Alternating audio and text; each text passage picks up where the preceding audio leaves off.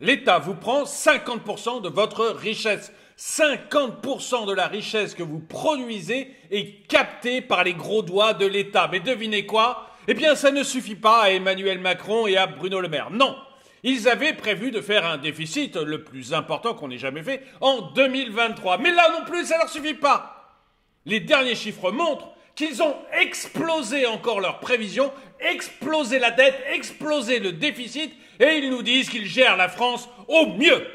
Bonjour et bienvenue dans cette nouvelle vidéo de DME en direct. Comme toujours, si vous n'êtes pas abonné, je vous suggère de le faire et de cliquer sur la cloche pour être prévenu lorsque je sors une nouvelle vidéo. Et vous pouvez aller aussi sur la boutique de la chaîne, sur la chaîne YouTube ou sur drawmoneyeconomy.com, onglet boutique, et vous trouverez bien des suites comme celui-ci, d'autres types de suites, des polos, des t-shirts, des casquettes, des autocollants, des magnets, des mugs comme celui-ci, plein d'autres articles. Donc je suis hyper fier parce que je n'ai que des très bons retours. Donc merci à vous d'aller sur ces boutiques. Et puis en ce moment, on fait moins 20% sur la boutique, c'est les soldes.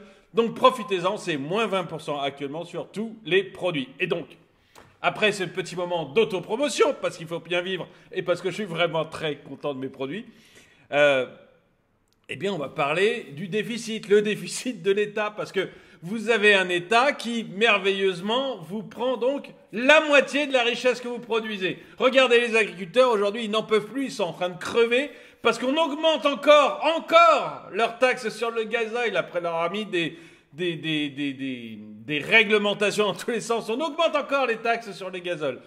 L'État fait un déficit monstrueux malgré tout l'argent qu'il prend, mais ce déficit ne lui suffit pas. L'an dernier, il avait prévu de faire plus de 170 milliards de déficit. Des chiffres, mais de folie pure. Tous les autres États autour de nous sont en train d'améliorer leurs chiffres, de baisser leur dette, de baisser leur déficit, d'arriver même à l'équilibre. Tous les États européens, sauf nous.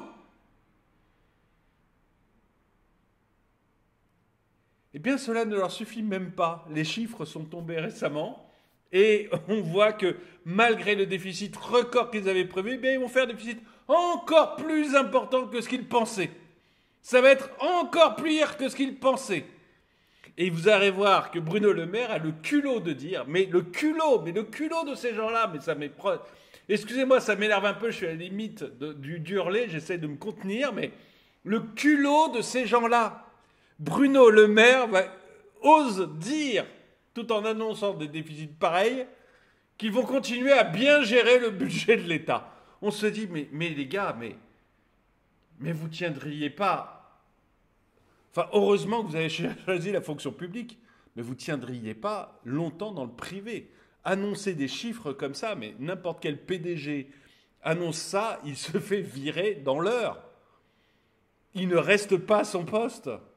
Comment on peut annoncer des choses comme ça? Mais vous allez voir, mais pour moi c'est lunaire. Voilà, c'est lunaire. On ne contrôle plus rien dans ce pays, il n'y a plus personne à la barre. Ça va à volo sur tous les domaines. Et la seule chose qu'ils font, c'est essayer de garder leurs petits postes et leurs petits avantages et leurs petits privilèges. Vous allez voir, c'est beau comme l'antique. En 2028, moi j'ai mis des billets qui brûlent. Alors j'ai pas trouvé des euros, donc j'ai mis des dollars, mais vous avez des billets qui brûlent. C'est vraiment ça. L'État vous pique un pognon de dingue et il le crame. Il le crame. Encore un exemple. Excusez-moi, je m'arrête une seconde. J'ai passé, il n'y a pas longtemps, une vidéo qui parlait de la rénovation des bâtiments. Vous savez que l'État dépense des sommes monstrueuses dans la rénovation des bâtiments. Rien qu'en 2024, il est prévu qu'il dépensera 11 milliards. 11 milliards dans la rénovation des bâtiments. Et toutes les études, l'exemple allemand qui avait fait la même chose entre 2010 et 2018, l'exemple anglais où on a une étude de Cambridge, et même maintenant l'étude faite par le Conseil d'analyse économique français montre que ça ne sert à rien, pas un peu, à rien du tout, à rien du tout. Donc on a l'exemple allemand qui a eu lieu il y a 6 ou 7 ans. Donc on a les chiffres bien consolidés. On a l'exemple anglais qui a été étudié par l'université de Cambridge de mémoire sur, je ne sais plus, c'est 5 ou 10 000 foyers anglais, c'est gigantesque, qui montrent que ça ne sert à rien. Et on a l'étude maintenant du Conseil d'analyse économique français qui travaille sur l'ensemble des clients du Crédit Mutuel, donc vraiment un nombre de factures gigantesque, et qui nous dit aussi que ça ne sert à rien. Mais on va claquer l'an prochain 11 milliards là-dedans. Donc oui, les billets brûlent, oui, ces gens font n'importe quoi par idéologie. Mais certainement pas par pragmatisme. Et c'est comme ça qu'on arrive à des déficits budgétaires en 2023. Donc le déficit budgétaire de l'État français s'établit à 173 milliards d'euros. Ça veut dire que l'État, pour ceux qui ne comprennent pas de déficit, l'État vous prend 50% de votre richesse, 50% de la richesse du pays passe dans les gros doigts de l'État, mais ça ne lui suffit pas. Il arrive à dépenser encore 173 milliards de plus que ce qu'il vous prend. Il arrive à dépenser 173 milliards de plus que ce qu'il vous prend. Ce sont des sommes titanesques. Il n'y a plus personne à la barre de ce pays. C'est incroyable d'arriver à des chiffres comme ça. Et il dépasse donc de 2 milliards les prévisions initiales inscrites dans la loi de finances de fin de gestion. Donc, il arrive, malgré ces sommes, mais des dingueries, quoi, à dépenser encore plus que ce qu'il avait prévu. Et vous allez voir les raisons. Cette information révélée lors d'une communication du ministre de l'économie Bruno Le Maire en Conseil des ministres met en lumière le défi auquel le gouvernement fait face dans la gestion des finances publiques. Y a-t-il encore une gestion des finances publiques ? Pour moi, il n'y a plus de gestion. Ça fait belle lurette qu'il n'y a plus de gestion des finances publiques. Mais alors, depuis la folie Covid d'Emmanuel Macron, il n'y a plus rien du tout. On ne gère plus rien. On balance du chèque. C'est tout ce qu'on fait. Mais c'est vous qui allez payer, hein. Ces 173 milliards, là, on les a empruntés. On les a empruntés à 3%. Les intérêts, vous allez les payer à BlackRock, à Vanguard et aux autres banques. C'est pas gratuit.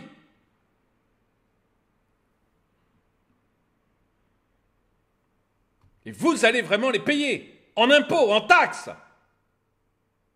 Les fameuses taxes qu'on est en train de prendre encore sur les agriculteurs, en ce moment. Et c'est pour ça qu'ils se révoltent. La loi de finances de fin de gestion Excusez-moi, ça m'énerve. Parce que les taxes, il n'y a pas que les agriculteurs, excusez-moi, mais je ne voudrais pas qu'il y ait une ambiguïté. On n'est pas en train de récupérer la totalité sur les agriculteurs. Votre facture d'électricité à vous, elle va augmenter de 9%. En février, là, elle va augmenter de 9%. Uniquement à cause des taxes. J'ai fait une vidéo là-dessus. Uniquement à cause des taxes. La commission de régulation de l'énergie nous dit on peut baisser la facture d'électricité. Donc, un organisme extrêmement officiel qui est là pour conseiller le Premier ministre et le ministre des Finances sur les augmentations ou les baisses de coûts de l'électricité. Ils disent clairement on peut baisser la facture d'électricité de 0,37 parce que les prix du marché de gros ont baissé. Et l'État, le gouvernement dit non, on va augmenter les taxes. Ça va vous faire augmenter à vous votre facture d'électricité de 9%. Uniquement à cause des taxes. Tout ça pour payer ces couillonneries. Le fait qu'on gère n'importe comment, qu'on ne gère plus rien.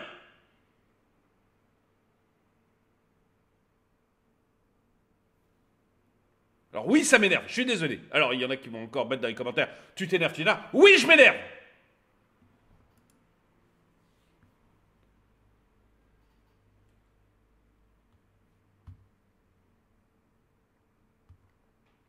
Les recettes fiscales, élément essentiel du budget, se sont avérées inférieures de 7,8 milliards par rapport aux prévisions de la loi de finances de fin de gestion. Et vous allez voir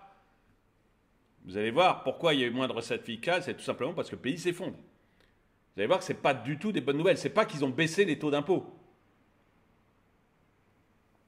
Rien à voir. Rien à voir. On n'a jamais autant eu d'impôts. La pression fiscale sur la France n'a jamais été aussi élevée. Ce sont les chiffres INSEE. Évidemment, le ministre vous dit le contraire, la porte-parole du gouvernement vous dit le contraire. Ils vous mentent. L'INSEE est... Alors, vous avez l'INSEE d'un côté, vous avez Statistica de l'autre, donc les chiffres européens, et vous avez l'OCDE. Les trois vous disent la même chose. Les trois vous disent la même chose. L'État français n'a jamais prélevé autant d'impôts qu'en 2022. Et c'est parce qu'on n'a pas encore les chiffres 2023. On va encore battre des records. En 2023, vous verrez. Donc c'est pas qu'ils ont baissé les impôts, c'est que l'économie est en train de s'effondrer. Complètement. Vous allez voir les raisons. On va le voir au fur et à mesure de l'article. Ça n'a rien à voir avec on a baissé les impôts. Ça a tout à voir avec tout le monde est en train de s'effondrer. Il n'y a plus rien qui roule dans le pays. Alors oui, ça m'énerve. Ces gens-là nous mettent dans le mur. La déviation des recettes fiscales trouve ses explications dans le rendement inférieur de l'impôt sur les sociétés net, qui a manqué de 4,4 milliards par rapport à la prévision. Pourquoi l'impôt sur les sociétés baisse par rapport aux prévisions ? Donc, l'impôt sur les sociétés, pour ceux qui ne savent pas, c'est un impôt sur les bénéfices. Pourquoi les chiffres baissent par rapport aux prévisions du gouvernement ? Parce que les entreprises font beaucoup moins de bénéfices que prévu. Comme elles font beaucoup moins de bénéfices que prévu, elles payent beaucoup moins d'impôts sur les bénéfices que prévu. C'est pas une bonne nouvelle que les entreprises fassent moins de bénéfices que prévu. C'est pas une bonne nouvelle du tout. Et j'ai alerté tout au long de l'année 2023 sur les faillites. On est sur des progressions des faillites titanesques. Titanesques. Et quand je dis titanesques, c'est par exemple les agents immobiliers plus 80%.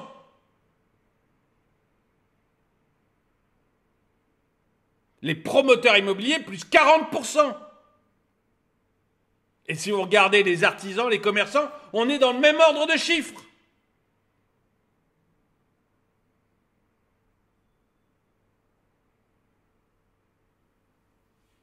Tout s'effondre. Donc l'impôt sur les bénéfices a été beaucoup moins important que prévu, tout simplement parce que les entreprises sont en train de se planter.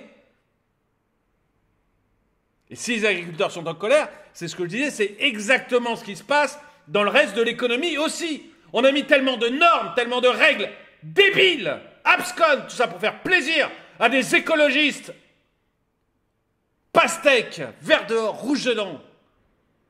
On a mis tellement de normes et après on a mis tellement d'impôts sur tous ces gens qui sont tous en train de crever.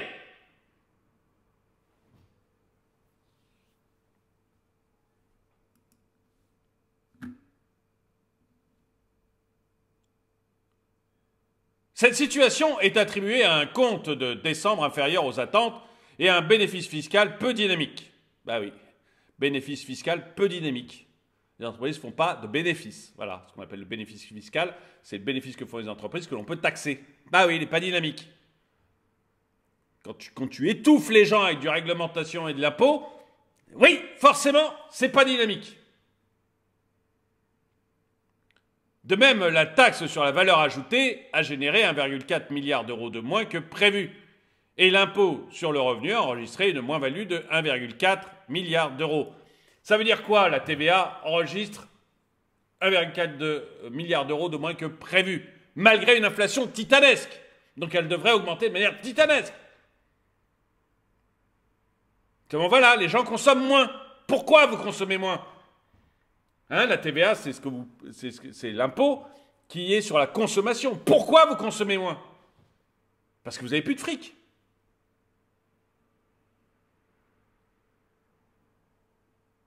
Ça aussi, c'est un mauvais signe. L'impôt sur le revenu qui diminue de manière forte, c'est pas des cadeaux fiscaux. C'est juste que les gens gagnent beaucoup moins d'argent que prévu. Donc comme ils gagnent beaucoup moins d'argent que prévu, on leur taxe, on ne peut pas leur taxer autant.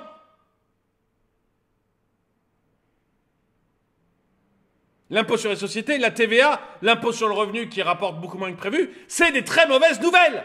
C'est juste que l'État s'effondre, le pays s'effondre. Merci à votre bonne gestion. Et eux, comme des grands fiers, hein, j'ai passé des vidéos où on voyait Emmanuel Macron ou encore Bruno Le Maire qui nous disait très fiers, encore en septembre-octobre, tout va bien. Notre pays va de mieux en mieux. On gère comme des génies. Les Français s'enrichissent. Bruno Le Maire avait été jusqu'à dire, mais si vous dites le contraire, c'est que vous êtes un pessimiste et que vous luttez contre la France.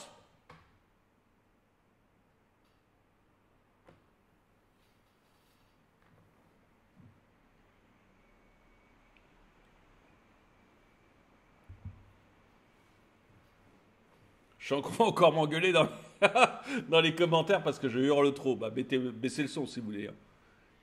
Mais moi, il y a des articles comme ça, je suis désolé, ça m'énerve parce qu'on voit le résultat. Voilà, des choses qu'on a prévues, que j'ai données, que j'ai dit ce qui allait se passer. Mais depuis un an, je le dis, depuis début 2023, tous les gens un tout petit peu cortiqués, tous les économistes un tout petit peu intelligents le disaient. Tout ça, c'était évitable. Tout ça, on savait comment ça allait finir. Comme l'inflation, on savait que ça allait arriver. Tous les économistes cortiqués le disaient. Il n'y avait que les farfelus, les keynésiens qui croyaient encore que ça pouvait marcher, ce genre de bêtises. De mettre plein d'argent comme ça.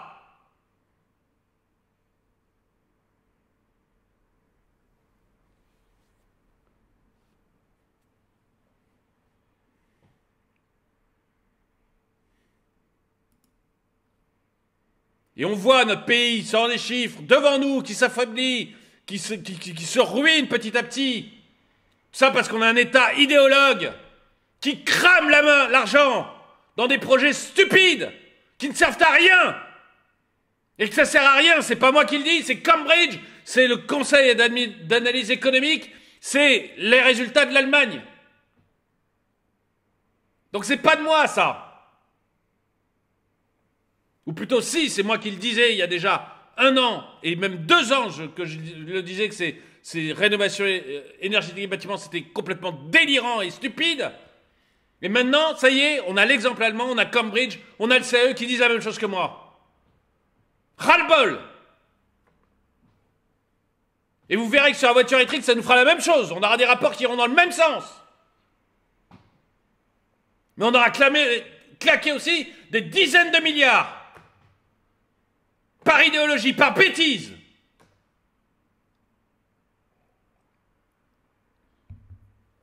Et c'est de l'argent qu'on vient chercher dans vos poches.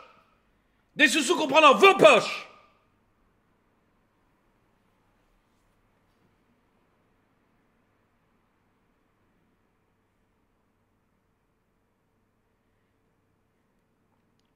Du côté des dépenses, le gouvernement rapporte un écart de 6,2 milliards par rapport aux prévisions de la loi de finances de fin de gestion.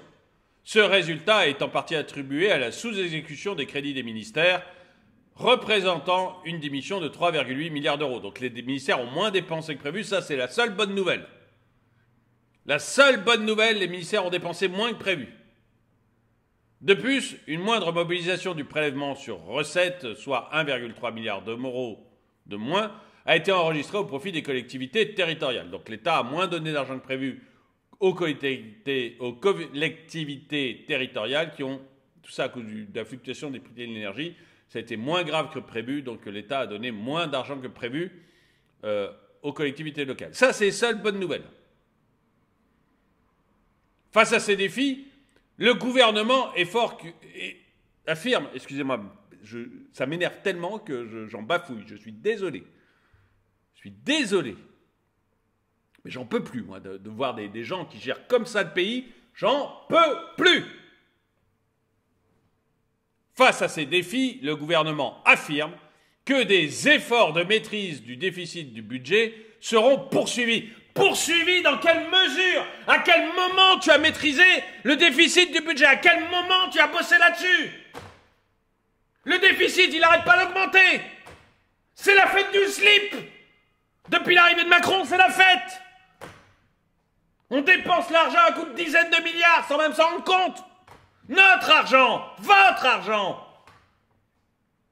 Et maintenant, ils appellent ça maîtrise du déficit.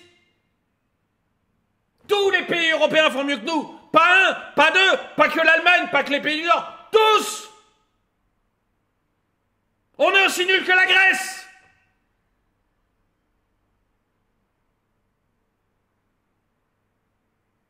On est les derniers! Les derniers! Et eux, ils appellent ça une maîtrise du déficit du budget. Le fait de tout laisser aller à volo, c'est la maîtrise du déficit du budget. Ah, mais attendez, y avait la sous-ministre déléguée à l'élevage des oiseaux qui voulait changer de voiture, on lui a dit non. Ça doit être ça, la maîtrise du budget.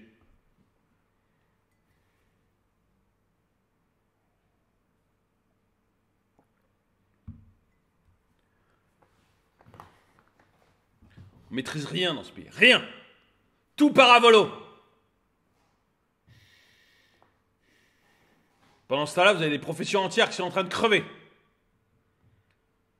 Pour que ces gens vivent dans leur tour d'ivoire.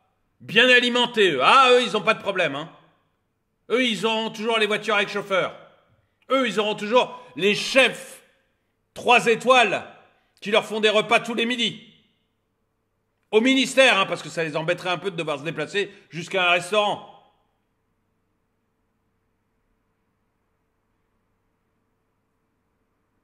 Eux, s'ils sont extrêmement mauvais, catastrophiques, on les virera peut-être, mais on les nommera haut commissaire à je ne sais quoi. C'est-à-dire, en ce moment, on crée un haut commissariat tous les 3 mois. Non, même pas, non, toutes les 3 semaines, on crée un haut commissariat. Vous vous rappelez, j'ai découvert le haut commissariat à la gestion des identités africaines. Je crois que c'est ça le titre. Haut commissariat à la gestion des identités africaines. En France. Qu'est-ce qu'on en a à foutre? Qu'est-ce qu'on en a à foutre?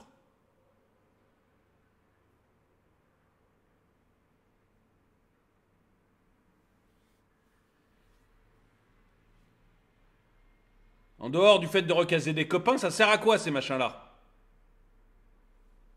Donc un ministre, quand il est mauvais, on lui crée un haut commissariat. Voilà, il a son haut commissariat. Et si c'est un homme politique qui est même pas ministre, mais qui peut nous embêter un tout petit peu, ou nous favoriser même un tout petit peu, style François Bayrou, on lui crée un haut commissariat au plan. Un truc qu'on avait abandonné depuis 10 ans, le plan, tellement ça marche pas. Tellement ça sert à rien. C'est bon, voilà. Bayrou, il représente facile 2% des votes. Alors on lui fait un haut commissariat au plan qui sert à rien. Qui est payé avec vos impôts. Voilà. On crame votre fric. Et ces gens ne risquent rien. Ils ne risquent rien. Rien du tout. Parce que même s'ils sont très mauvais, ils finiront dans un haut commissariat. Cette déclaration, j'allais parler du président de la Cour des comptes, je prends une seconde pour en parler, vous savez que ce gars-là, qui était ministre de l'économie de François Hollande, c'est vous dire s'il n'est pas bon, ministre de l'économie de François Hollande. Maintenant le patron de la Cour des comptes. Bon, il ne veut pas faire de rapport... quand les rapports ne vont pas dans son sens idéologique, hein, ça, il n'est pas question de faire sortir les rapports en temps et en heure quand ça va contre son sens idéologique, mais il a quand même ce poste. Vous savez que ce mec-là cumule son emploi et une multitude de petites retraites. Enfin, petites. Petites. Une multitude de retraites. Il gagne 20 000 euros par mois. 20 000 euros par mois.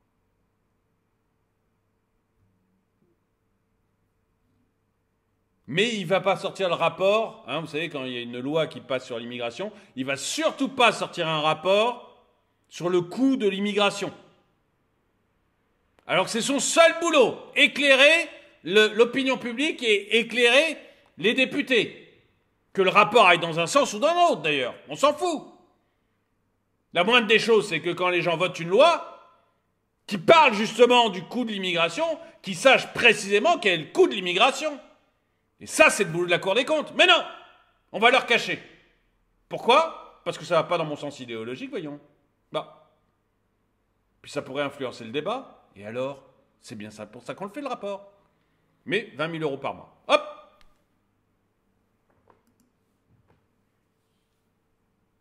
Excusez-moi, c'est décousu, mais ça m'énerve. On crame du fric pour des gens qui ne le méritent pas. Donc, Bruno Le Maire nous dit « Les efforts de maîtrise du déficit du budget de l'État seront poursuivis. » Il y a 0 effort, hein, mais ça sera poursuivi. Cette déclaration souligne l'importance de maintenir une discipline budgétaire, mais pas maintenir, hein, d'en avoir une, quoi. Et d'adopter des mesures nécessaires pour remédier à la situation actuelle. Vous savez qu'il n'y a qu'une seule méthode. Il n'y a qu'une seule méthode. Quand on en est à ce point de catastrophe, hein, il y a une seule méthode. Alors, ça a été fait actuellement par Milei, mais c'est fait aussi au Canada, ça a été fait aussi au Canada par Chrétien, il me semble, il s'appelait. Un moment où le Canada est très très grosse. Il a dit, c'est facile, tous les ministères, c'est moins 20%. Vous vous démerdez comme vous voulez. Vous faites comme vous voulez dans votre ministère.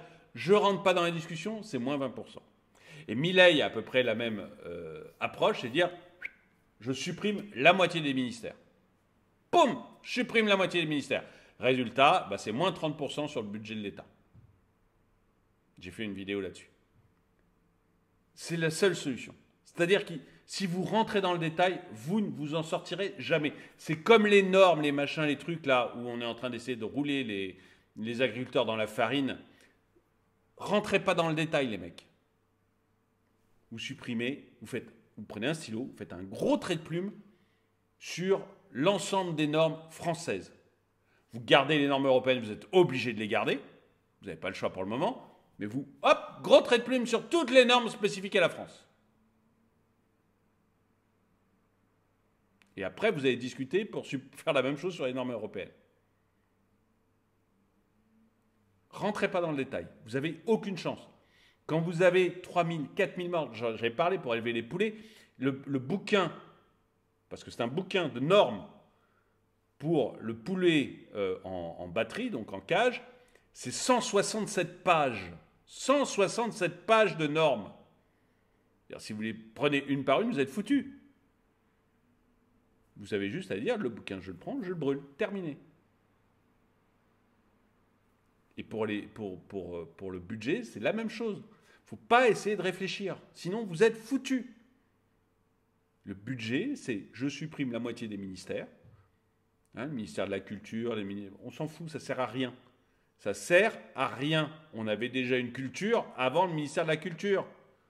C'est sous le général de Gaulle qu'on a mis en place un ministère de la Culture. La France, avant, il y avait quand même une certaine culture. On est d'accord que la culture française, elle n'a pas commencé dans les années 60.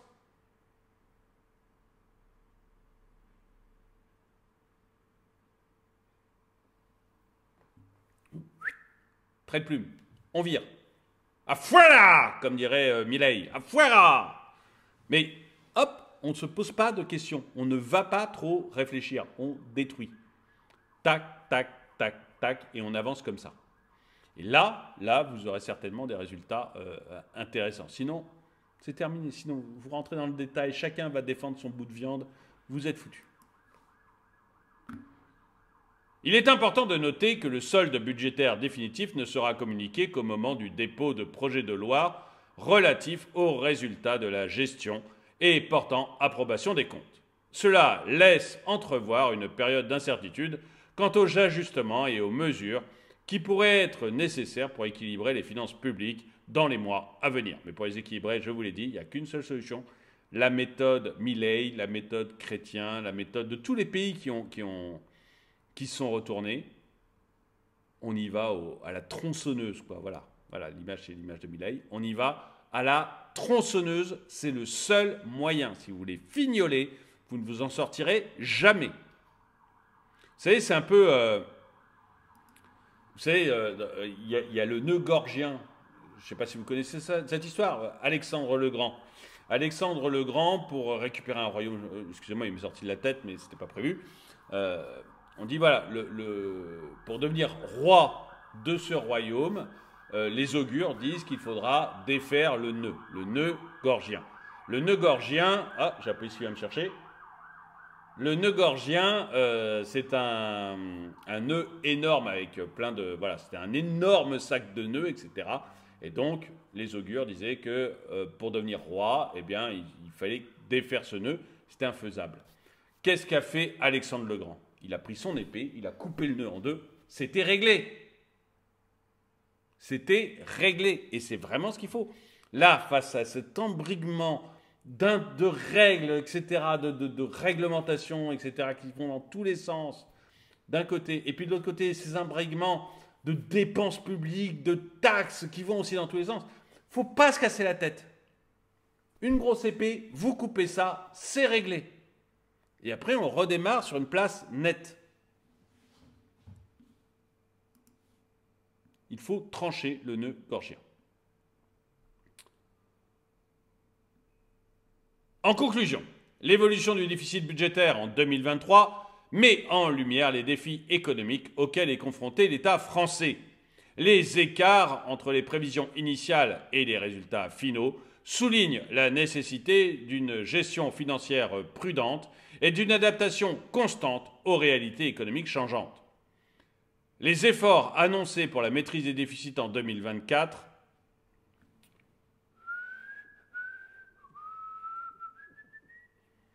Les efforts, pipo. Ça fait combien d'années que Bruno Le Maire nous dit « Allez, le quoi qu'il en coûte, c'est fini, maintenant on fait des efforts !» Et tous les ans, on emprunte beaucoup plus que l'année précédente. Et tous les ans, on bat notre record d'emprunt. Et tous les ans, on bat nos records de déficit. Pipo. Donc les efforts annoncés pour maîtriser le déficit en 2024 indiquent la volonté du gouvernement de prendre des mesures proactives pour garantir la stabilité financière à long terme. Et vous me direz si, comme moi, vous pensez que tout ça c'est pipo, qu'il nous amuse. Il nous amuse. Dites-moi ce que vous en pensez dans les commentaires. Dites-moi si vous trouvez que, ben voilà, en temps difficile, c'est normal que l'État saupoudre comme ça de l'argent à un peu tout le monde. Qu'on va régler le problème des paysans, leur donner 2, 3, 4 milliards, et puis hop, problème réglé. Ou est-ce que vous êtes d'accord avec moi pour dire que maintenant, il faut trancher le nœud gorgien, il faut y aller à la tronçonneuse, arrêter tout ce maquis de normes qui est en train de nous tuer, arrêter tout ce maquis d'aide sociale qui est en train de nous tuer, arrêter tout ce maquis de taxes et d'impôts qui sont en train de nous tuer. Dites-moi ce que vous en pensez dans les commentaires. En tout cas, merci d'avoir regardé cette vidéo. Mettez-lui un pouce vers le haut, commentez-la, partagez-la. Merci à tous ceux qui soutiennent la chaîne. Et moi, je vous dis à très bientôt.